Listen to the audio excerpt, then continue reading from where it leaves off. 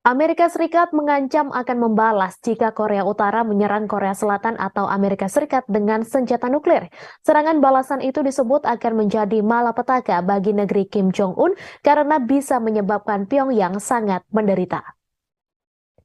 Presiden Amerika Serikat Joe Biden menyatakan di bawah perjanjian baru antara Washington dan Seoul, Amerika Serikat akan menanggapi serangan semacam itu dengan senjata nuklir.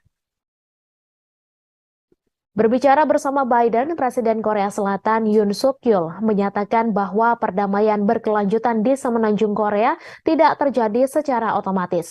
Yoon menambahkan jika terjadi serangan nuklir, maka Amerika Serikat dan Korea Selatan akan merespons dengan cepat dan menggunakan kekuatan penuh aliansi termasuk senjata nuklir Amerika Serikat.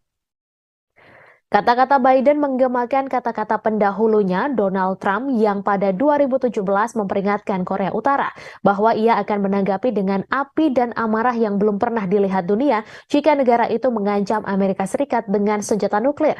Meskipun Utara menguji bom nuklir sebulan kemudian, Trump dan pemimpin Korea Utara Kim Jong-un setuju untuk melakukan detente dan melanjutkan untuk bertemu beberapa kali, dan uji coba rudal utara terhenti untuk sebagian besar sisa waktu Trump.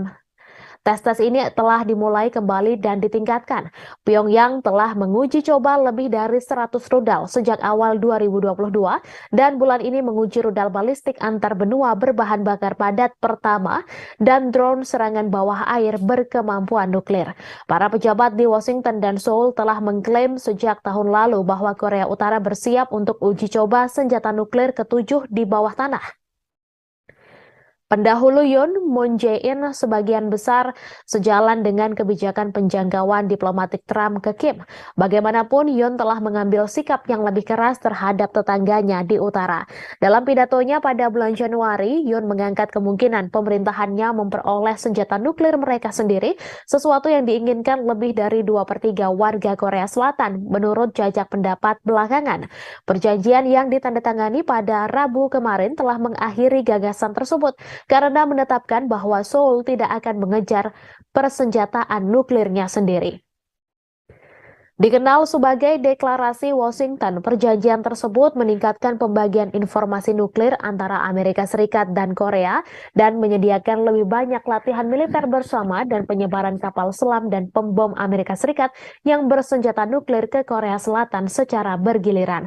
Sebelumnya, Korea Utara telah mengumumkan keberhasilan uji coba rudal balistik antar benua Hwasong-18 berbahan bakar padat pertamanya pada Jumat 14 April lalu.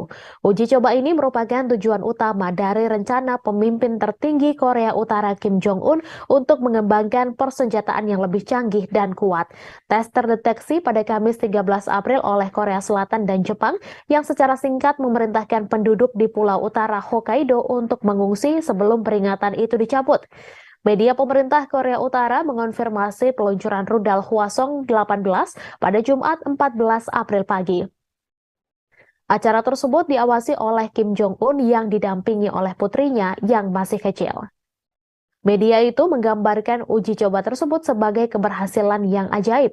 KCNA mengutip Kim Jong-un yang mengatakan Hwasong-18 akan dengan cepat memajukan postur respons nuklir Korea Utara.